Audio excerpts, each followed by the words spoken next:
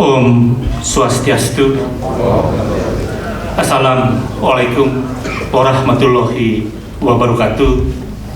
Salam sejahtera bagi kita semua.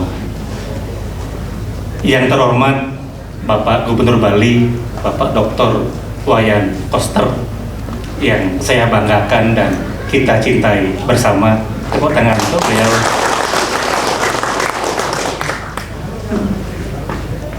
Ketua Majelis Agung Desa dan Provinsi Bali atau seandainya DLNJIDE, para pimpinan OPD di lingkungan pemerintah Provinsi Bali, Ketua Forum Komunikasi Perbekel dan Lurah seprovinsi Bali, para undangan lainnya dari OPD Gianyar, DPRD Gianyar maupun Forum Perbekel dan Lurah Kabupaten Gianyar yang saya hormati dan saya banggakan. Pertama-tama saya ingin menyampaikan selamat datang untuk para undangan yang dari luar Gianyar. Bapak telah tiba di Kabupaten Gianyar. Kalau Bapak, Ibu, khususnya yang saya lihat undangan di list undangan DLH Sebali, Kadis PMD Sebali yang dari wilayah timur, Bapak Ibu melewati kota Gianyar.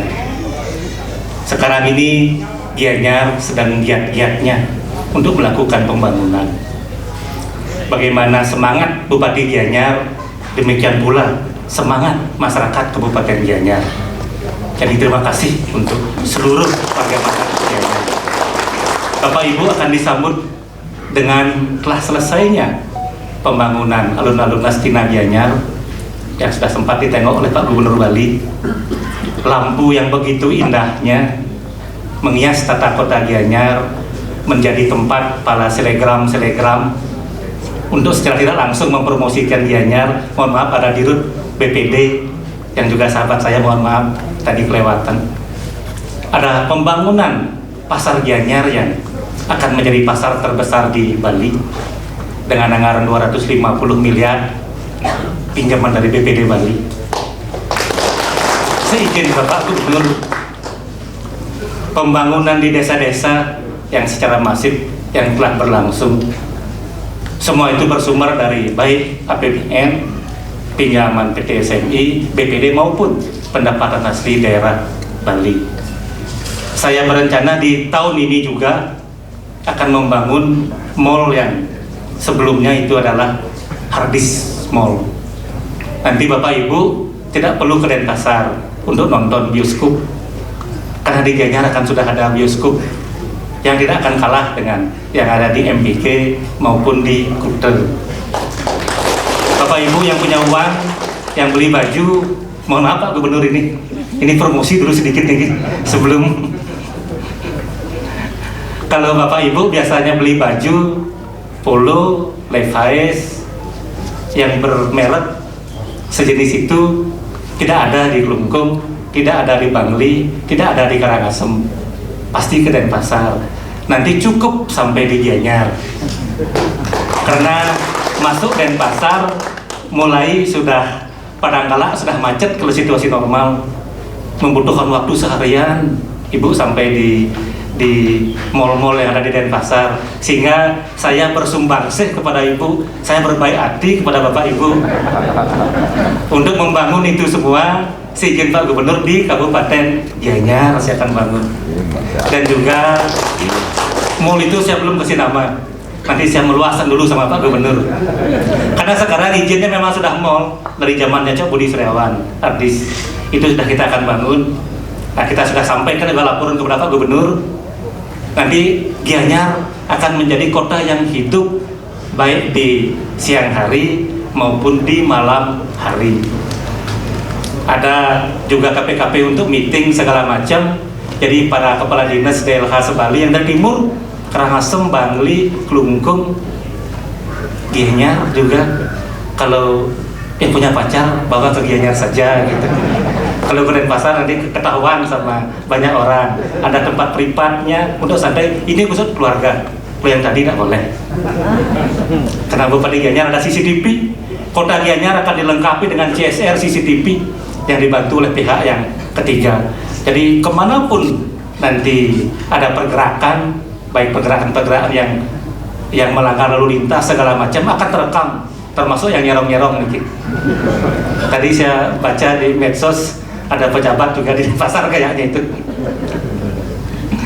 Jadi untuk itu saya berharap dukungan semua pihak, terutama saya merasakan sekali 2,5 tahun ini membangun kota Gianyar, berubah wajahnya, tidak terlepas peranan Bapak Gubernur Bali. Terima kasih Gubernur Bali.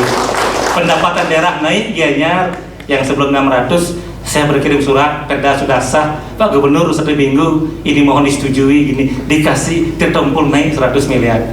Pak Gubernur juga berperan. Jadi kalau pemerintah yang satu jalur ya seperti inilah satu jalur. Kita gampang, yang semestinya 3 bulan jadi 1 minggu, semestinya setahun jadi 1 bulan. Koordinasi yang baik, yang memang bekerja sama yang baik, ini akan yang diuntungkan adalah rakyat di Kabupaten Gianyar. Sehingga nanti saya yakin apa yang kita kerjakan dengan tulus seperti dengan kerja keras, Pak Gubernur saya ajak bicara, nanti saya tidak saatnya kampanye, saya harus menyelesaikan ini. Kampanye yang baik adalah kampanye yang dengan kerja keras.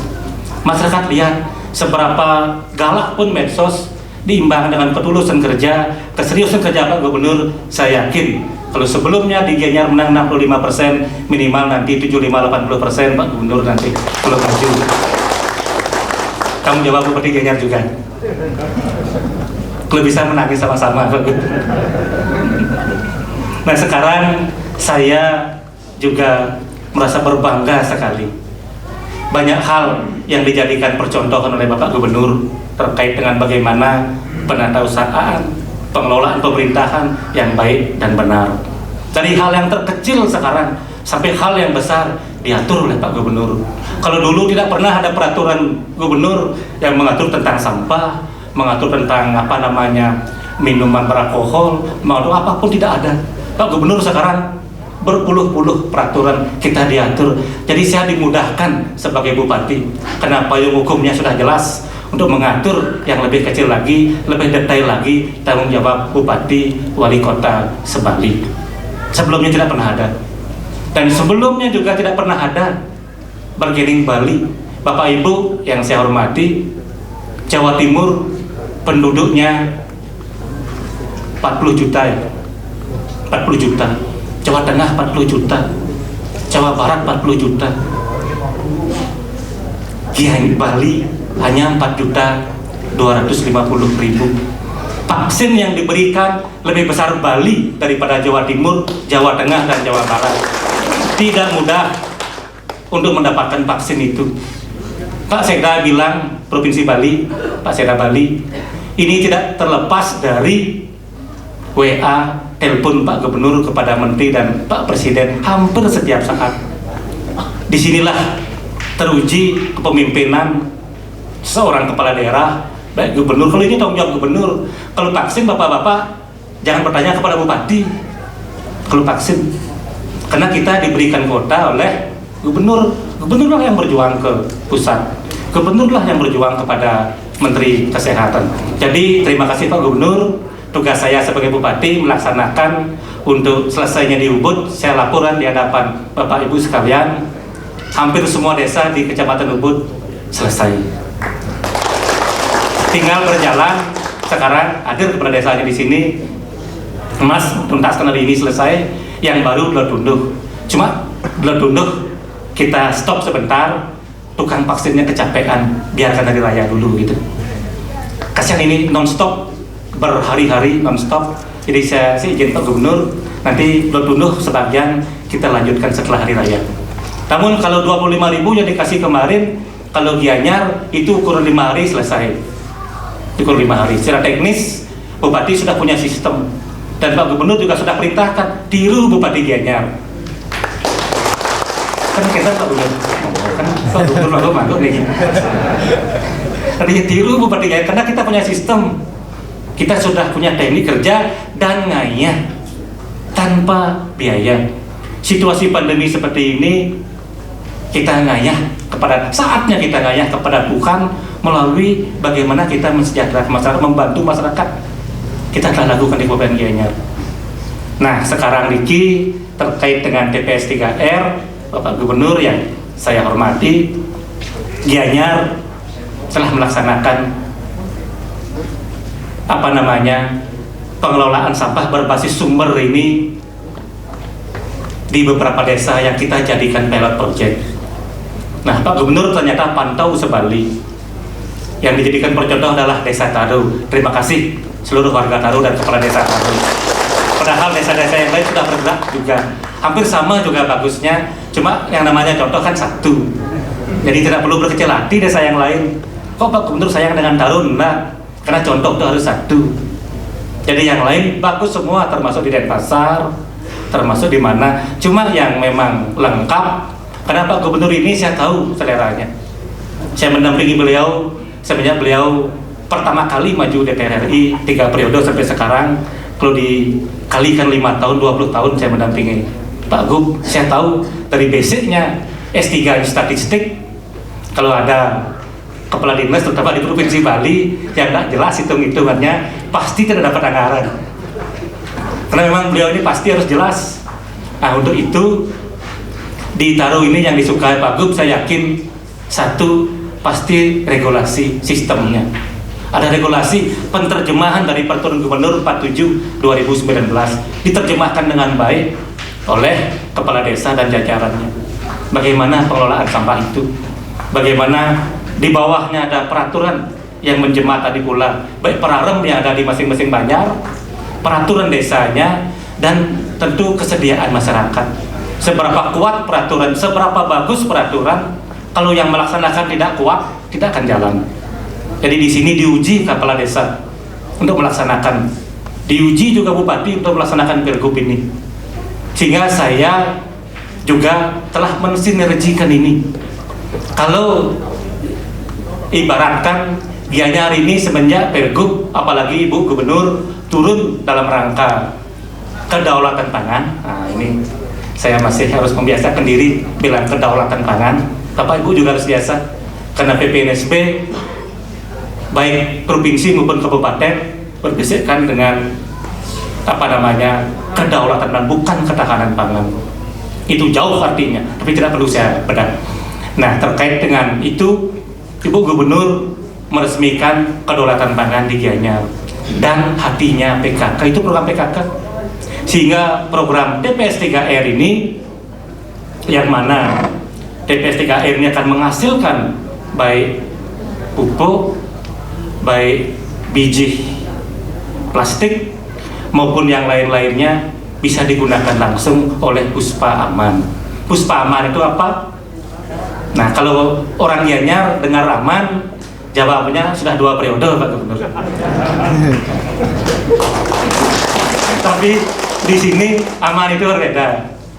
Puspa pusat pangan, aman itu adalah alami, artinya alami, tanaman di sini tidak boleh tercemar oleh zat kimia, pestisida, alami.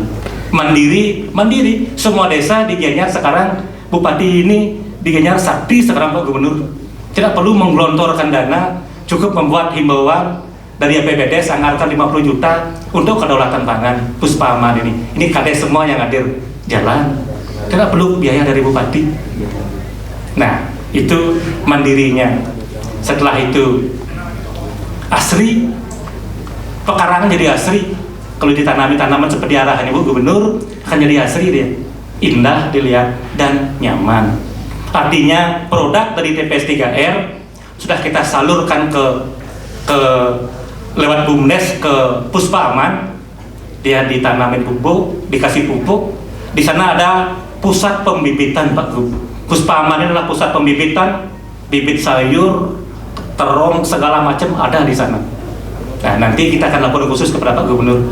Setelah itu, bibit-bibit ini secara gratis diberikan kepada masyarakat. Siapa masyarakat yang punya halaman tidak terpakai atau lahan yang memang tidak terpakai, lahan-lahan kosong, baik milik banjar atau pekarangan rumah atau tebel, dia dikasih bibit. Ini kades serang sami betul lebih enggak? Ya, di Gianyar sudah berjalan. Artinya untuk program Pak Gubernur ini kita sudah berlari Pak Gubernur ini. Speed kita sudah tinggi. Kita menyambut, menerima arahan Pergub 47 2019 ini, kita sudah inovasikan. Karena orang Gianyar itu kreatif. Dalam segala hal kita kreatif. Seni kita kreatif. Kalau orang Gianyar diizinkan mengelola Jegok, Jemberana, kita akan jauh lebih bagus dari Jemberana. Tapi kita tidak mau. Tidak mau kita. Biarkan Jegok ada di Jemberana. Kalau kita menginovasikan dengan lagu baru segala macam, itulah orang Gianyar. Akar di kabupaten lain jadi sampah, jadi kayu bakar, kita jadi barang yang sangat berguna. Tulang yang tak berguna di Jawa, di Gianyar jadi barang yang luar biasa. Itu orang Gianyar. Termasuk juga arah Pak Gubernur yang pinginnya 1, kita jadikan 5. Kinten Bupati Gianyar Pak Gub. Jadi untuk itu kita sudah sangat siap dijadikan percontohan, dan terima kasih pula kepada Pak Gubernur. Memang curahan pikiran, tenaga beliau untuk kemajuan Gianyar ini luar biasa saya rasakan sebagai Bupati Gianyar. Nah, terkait hal-hal yang lain, kita juga ada minusnya. Jangan saya juga umumkan di mana-mana Pak Gubernur. Tahun ini Gianyar tidak mencairkan bansos sama sekali. Nah, pahitnya juga harus yang bilang nih, karena PAD Gianyar realisasi per hari ini baru 70 miliar. Biasanya 3 bulan ke depan datanya dari Pak Gubernur. Pak Gubernur tahu perkembangan ini. Bupati tidak lapor pun Pak Gubernur tahu. Gus, Gianyar sekarang gini ya. Iya Pak Gubernur. Karena beliau pegang. Kita sudah online. Kalau dulu sudah di atas 300 kita. Kalau bulan April di atas 300, sekarang 70 miliar. Sehingga saya umumkan Dewan 1 rupiah pun dapat hibah bansos sekarang. Kepada Benese waktu ditaruh juga saya umumkan. Yang biasanya Bupati Gianyar membantu bantuan ngaben masal persawo, sekarang tidak bisa.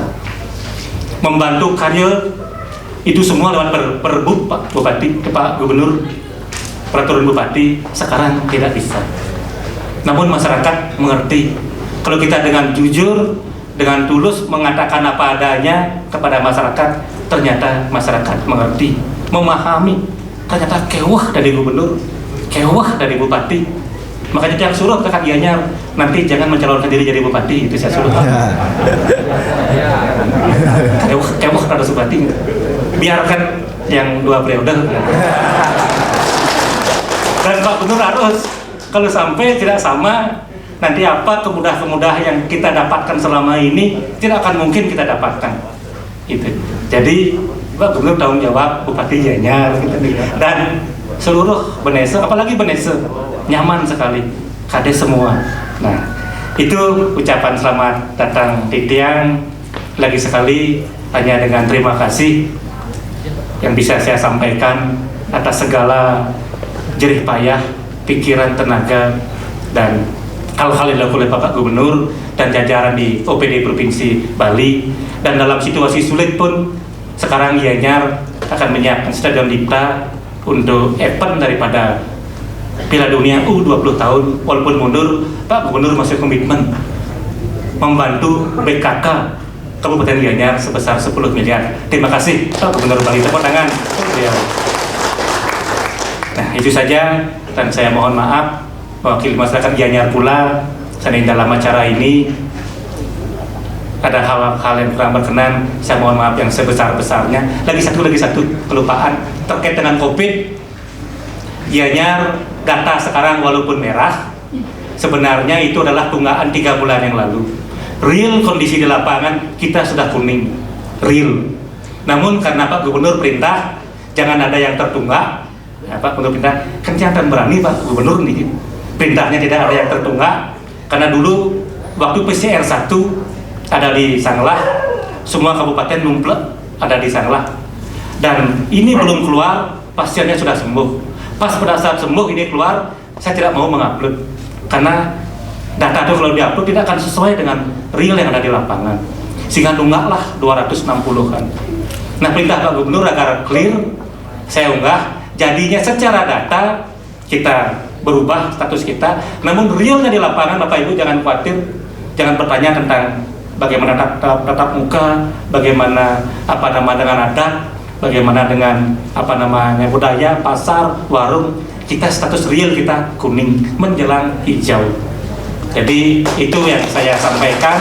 Jadi jangan dilihat itunya itu akan berubah, merah itu akan berubah dalam seminggu akan kembali kalau sudah itu kita upload gitu. Jadi itu yang saya titipkan untuk bisa dimengerti, karena Bupati adalah Ketua Satgas Covid, saya wajib menyampaikan ini. Jadi itu saja yang saya sampaikan. Lagi sekali minta maaf dan terima kasih. Saya akhiri dengan Paramo Santi. Om Santi Santi Santi Om.